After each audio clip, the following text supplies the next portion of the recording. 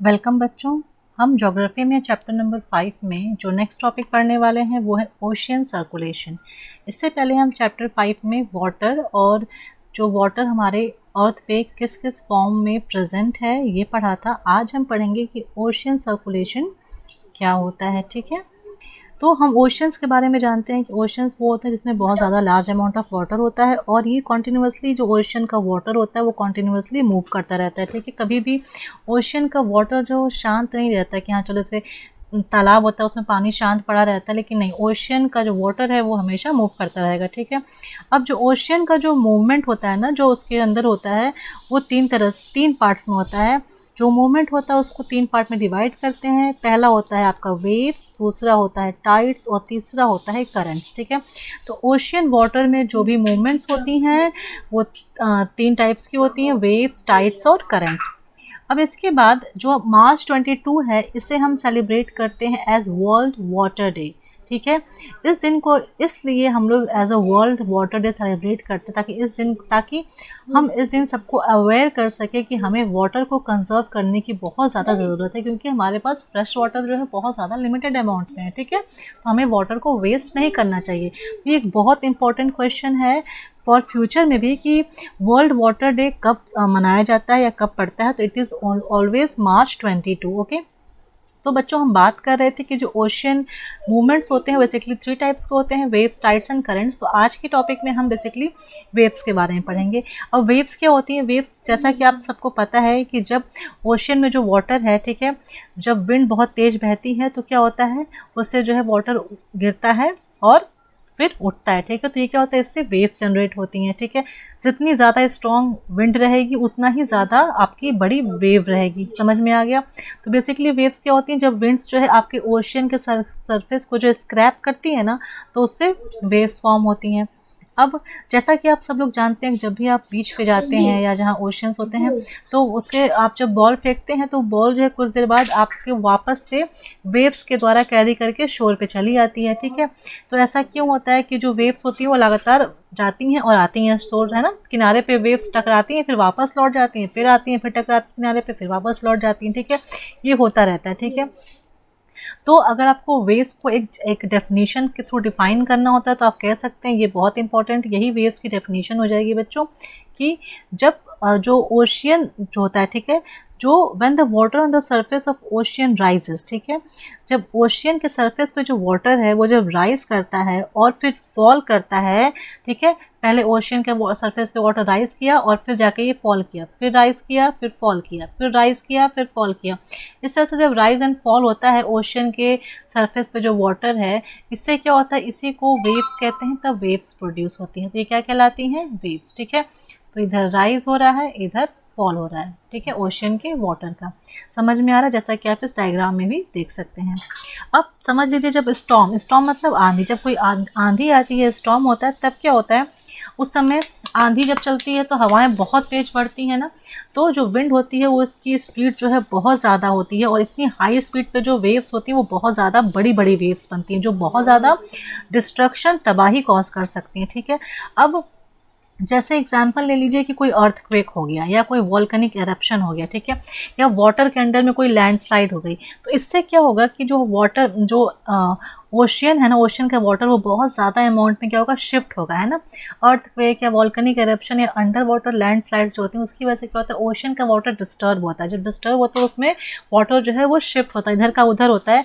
इसकी वजह से जो है बहुत बड़ी बड़ी टाइडल वेव्स बनती है, जिससे हम क्या कहते हैं, सुनामी, जो कि हमारे इंडिया में एक बार आई थी 2004 के करीब, जो बहुत ज़्यादा डिस्ट्रक्शन कॉज करी थी। ठीक है, ये जो सुनामी होती है वो 15 मीटर तक हाई हो सकती है और जो सबसे लार्जेस्ट सुनामी अब तक मेजर की गई है वो बच्चों वो 150 मीटर हाई थी। सोचिए कितनी ज़्यादा हाई वेव्स थी। इसके बाद जो वेव्स होती हैं ना ऐसे टाइम पे, वो बहुत ज़्यादा स्पीड में ट्रैवल करती हैं। समझ लो कि 700 किलोमीटर पर आवर, मतलब 1 घंटे में ये वेव्स जो है करीब करीब 700 किलोमीटर ट्रैवल कर सकती हैं। इतनी पावर होती है इन वेव्स में, कितनी ज़्यादा स्पीड होती है। ठीक है, अब 2004 में जो इंडिया में सुनामी आई थी उससे हमारा जो कोस्टल एरिया था बहुत ज़्यादा डैमेज हुआ था, बहुत ज़्यादा इससे जो है उस पर इफेक्ट पड़ा था। खास करके जो अंडमान निकोबार में जो इंदिरा पॉइंट है ना, वो पूरा का पूरा सुनामी की वजह से सबमर्ज हो गया था, मतलब डूब गया था। ठीक है, अब ये सुनामी जो वर्ड है बेसिकली वो एक जापानीज़ वर्ड है, जिसका जापान में जिसका जो इंग्लिश में मतलब होता है वो होता है हार्बर वेव्स। इसे हार्बर वेव्स नाम इसलिए पड़ा क्योंकि ये जो सुनामी आती है तो जितने भी हार्बर्स होते हैं ना वो डिस्ट्रॉय हो जाते हैं, इसलिए इसका नाम हार्बर वेव पड़ा। तो सुनामी कहिए या हार्बर वेव कहिए, बात एक ही है। ठीक है, अब सुनामी जो है कैसे जो है एक बहुत बड़ा सा जो है क्या कहते हैं डिस्ट्रक्शन कॉज किया था, इसके बारे में आपका ये पूरा आर्टिकल है।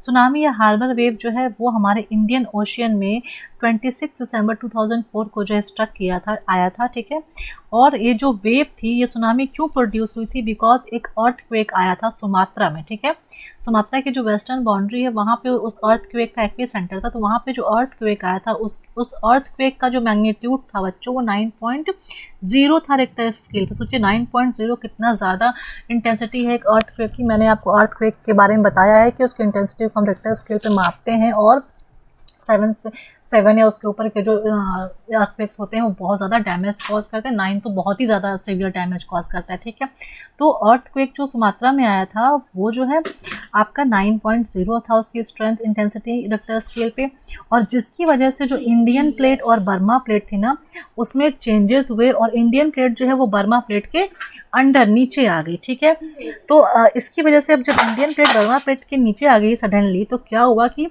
अब पूरा सी फ्लोर का मूवमेंट हो गया ना।